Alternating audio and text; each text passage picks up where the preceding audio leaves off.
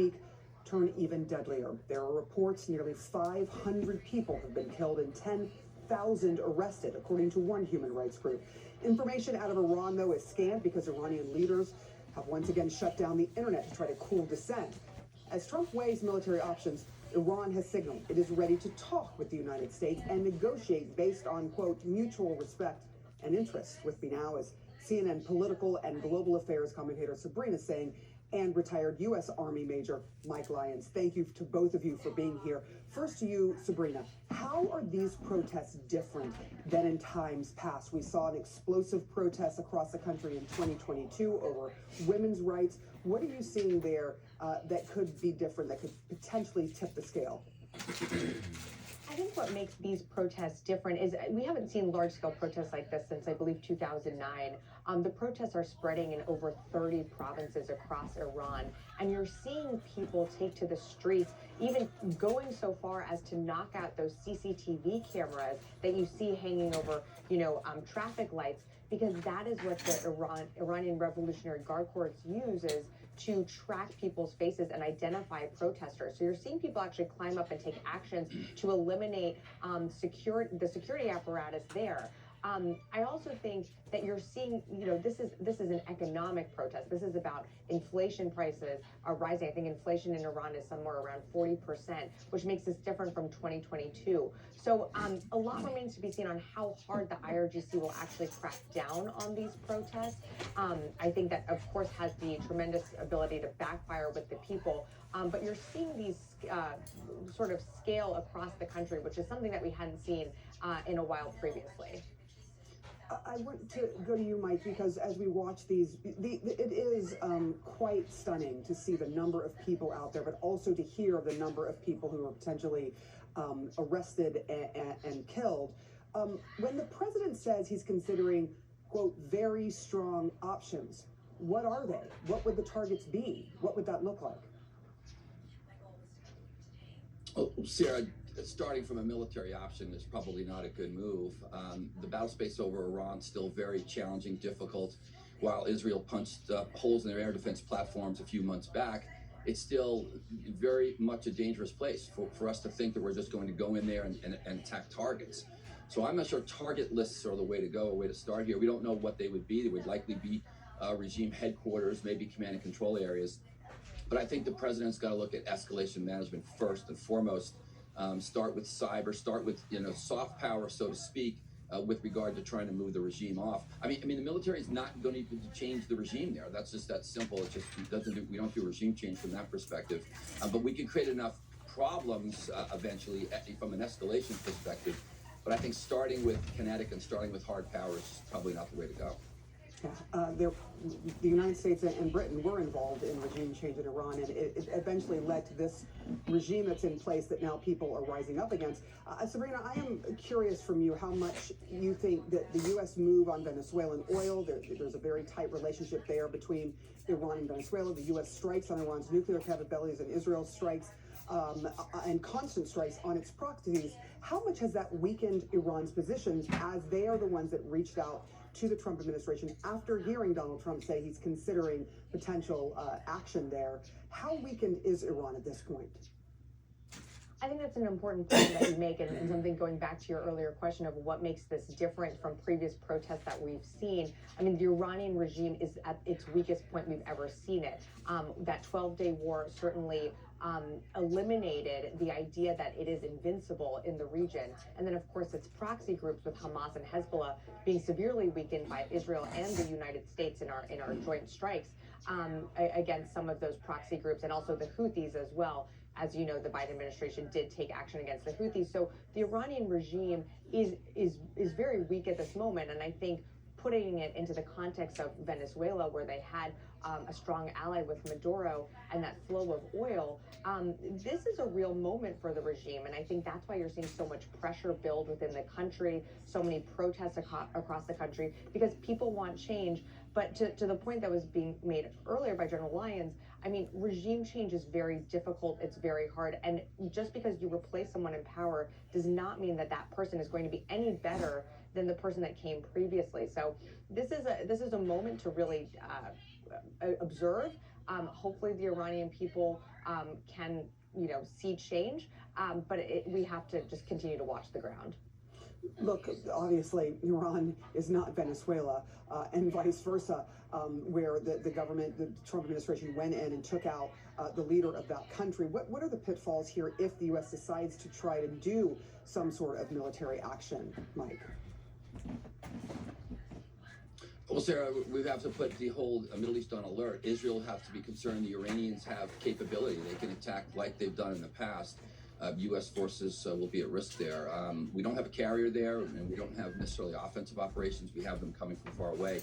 But the bottom line is, if we decide to go that route and start to attack targets, Iran has capability to come back and attack U.S. forces. And now we're escalating. Now things, really are going to become very unknown as to what the situation would be. Major Mike Lyons, Sabrina Singh, thank you to both of you. John? All right, the breaking news overnight. The market's on edge this morning. One key Republican is furious after the Department of Justice launched an investigation into Fed Chair Jerome Powell. With us now, CNN political commentator S.E. Cupp and Christine Quinn. She's the executive committee chair of the New York State Democratic Committee. Christine, you're here with me. Look, there's the legal aspect of this. We spoke with Ellie Honig about this earlier. There's the financial, the market aspect of it. We got Richard Quest on standby for that. But most of this might be political. Oh, yes. Right? So talk to me about what you see here. I mean, this is Trump Playbook 101.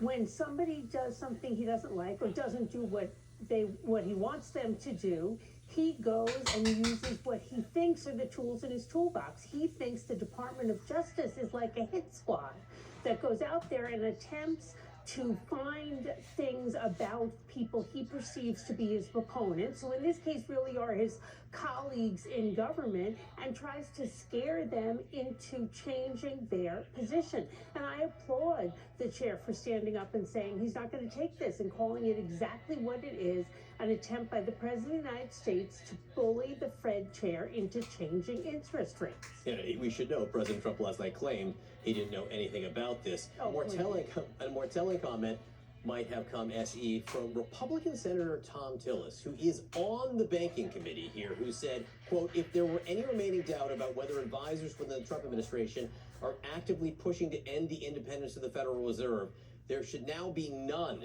And it is now the independence and credibility of the Department of Justice that are in question. He goes on to say, I will oppose the confirmation of any nominee for the Fed, including the upcoming Fed chair vacancy, until this legal matter is fully resolved. Do you think Thom Tillis will be alone among Republicans, S.E.? I hope not.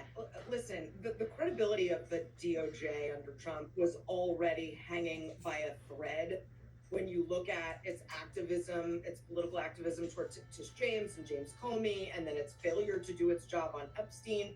It was already really hanging by a thread. If you want to destroy what shred of credibility the DOJ has left, go ahead and indict a Fed chair for failing to raise interest rates. I can't think of anything more preposterous. And if I worked at the DOJ, in particular for Pirro, I would resign. I'd walk out to preserve what integrity I had left.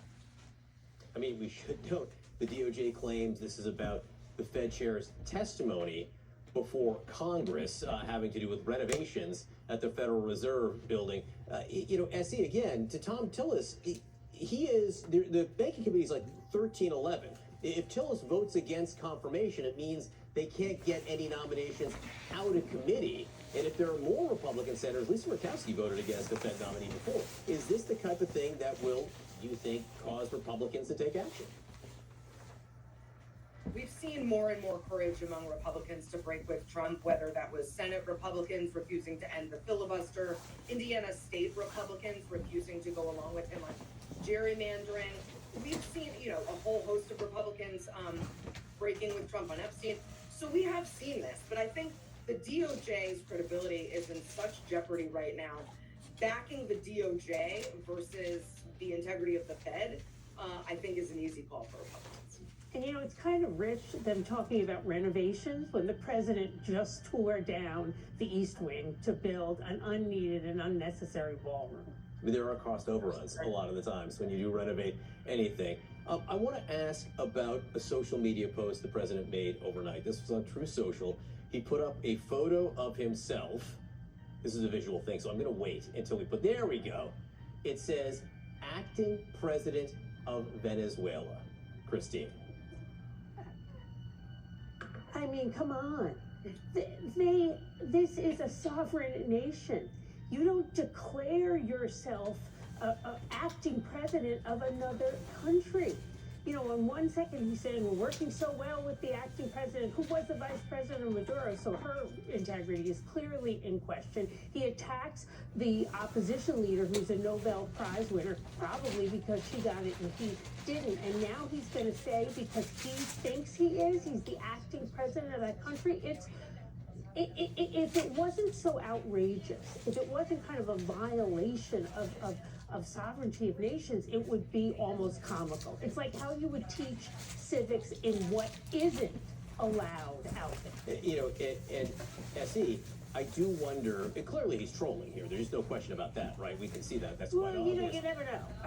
But the question is, how do you think this ultimately, what kind of a line does he need to walk, or has that been smashed with his base, the sort of America First base, the, you know, we're not going to have foreign wars base when you see something like this?